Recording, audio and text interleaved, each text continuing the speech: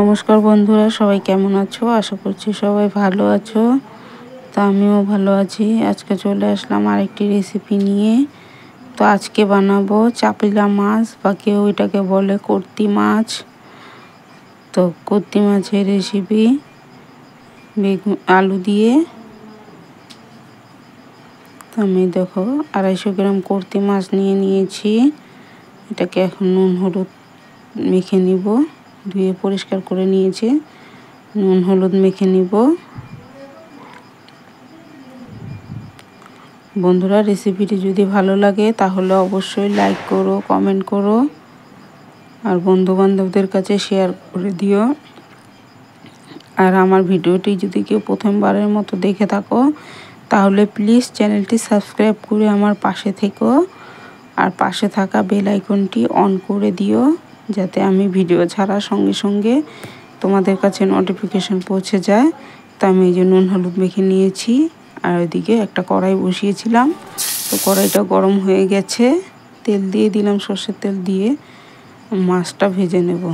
তো এই দেখো মাছটা আমি খুব ভালো করে কড়া কড়া করেই ভেজে নেব।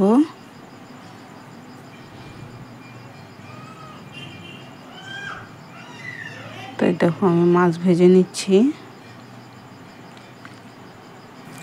তো আমি সবগুলো মাছ ভেজে তুলে নিয়েছি।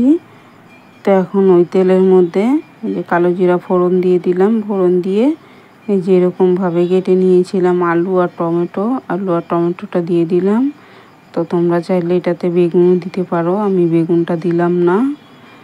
তো আমি এখানে টমেটো আর আলুটা খুব ভালো করে সাঁতলে নিব।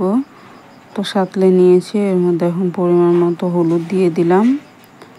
দিয়ে এখন নাড়াচাড়া করে নিব। পরিমাণ মতো নুন দিয়ে দিলাম। দিয়ে এখন আরেকটু নাড়াচাড়া করে নিও। এখন জিরে আর কয়েকটা কাঁচা লঙ্কা বেটে নিয়েছিলাম, সেই মশলাটা দিয়ে দিলাম। দিয়ে একটু বাটি ধুয়ে জল দিয়ে দিলাম। দিয়ে এখন মশলাটা খুব ভালো করে কষিয়ে নিব। আমি দেখো মশলাটা খুব ভালো করে কষিয়ে নিচ্ছি। কষিয়ে নিয়ে এখন এই যে পরিমাণ মতো ঝোলের জন্য জল দিয়ে দিব।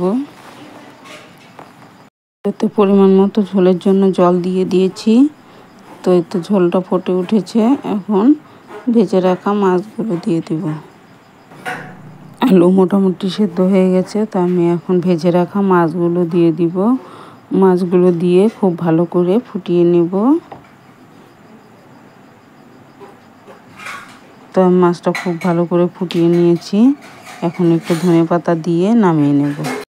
তো এই দেখো বন্ধুরা, আমি যে চাপিলা মাছের তরকারিটা নামিয়ে নিয়েছি। তো কেমন হয়েছে কমেন্ট করে জানিও। যদি ভালো লাগে তাহলে লাইক করে দিও একটা। বন্ধুরা, তোমাদের এই সুন্দর সুন্দর কমেন্টের অপেক্ষায় থাকবো। তো ধন্যবাদ সবাইকে।